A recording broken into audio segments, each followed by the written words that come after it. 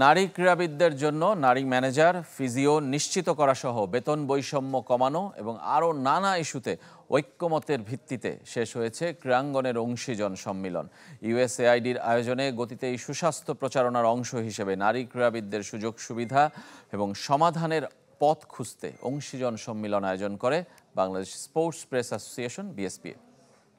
বসুন্ধরা ডায়াপেন্ট এখন আরো উন্নত। এই hot air through top sheet দ্রুত শোষণ করে সোনামণিকে দেয় কোমল অনুভূতি। ক্রীড়া সমতার কথা বলে সম্ভাবনা আর সাফল্যের কথা। ক্রীড়া দেয় গতি আর সুস্বাস্থ্যের বার্তা।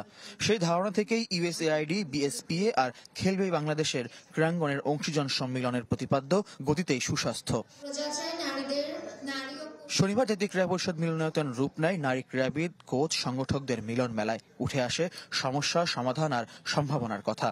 গ্রাম থেকে উঠে আসতে হলে সবার প্রথমে বাবা, পরিবার সবার সাপোর্ট দরকার, তারপরে এখানে এসে ফেডারেশন গুলোর সাপোর্ট দরকার।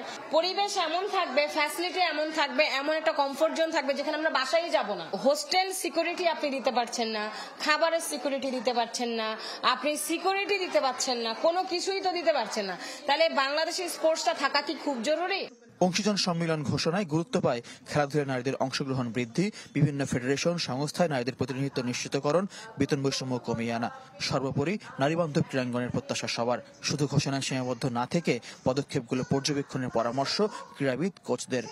আমাদের বুট কিনতে গেলে আমাদের যে বেতনটা দেয় এখন পর্যন্ত আমরা কভার করতে পারি না, ফ্যামিলি চলতে, তারপরে আমরা নিজেরা চলতে, বুট কিনতে, আরো অনেক কিছু লাগে আমাদের। যেহেতু আমাদের এখন একটা নতুন বাংলাদেশ, আমরা তাদের কাছে আশা করতে পারি যে তারা এখন হয়তো আমাদের এই প্রবলেমগুলো শুনে তারা একটা স্ট্রং কোনো একটা ওপিনিয়ন দিবে বা একটা স্টেপে যাবে। একটা মানুষ কথা বলতে আসবে, জেন্ডার মেনশন করে কথা বলতে আসার কোনো মানে নেই। যদি এরকমই হয়, আমার মনে হয় যে এরকম প্রোগ্রামের মাধ্যমে একটা সময় যে জিনিসগুলি ঠিক হবে। প্রতি বছর এমন আয়োজন চান নারী ক্রীড়াবিদরা। অনুষ্ঠানে পুরুষের অংশগ্রহণও চান তারা, যেন একে অপরের কথা জানতে পারে। প্রফেশনাল স্পোর্টস একটা জায়গায়, আর আমরা যারা সাধারণের কথা বলছি তাদের কথাটাও আরেকটা জায়গায়। দুটো এক হলেই কিন্তু বাংলাদেশের স্পোর্টস আমার মনে হয় যে সামনে এগিয়ে যাবে। ফয়জুল ইসলাম, চ্যানেল 24, ঢাকা।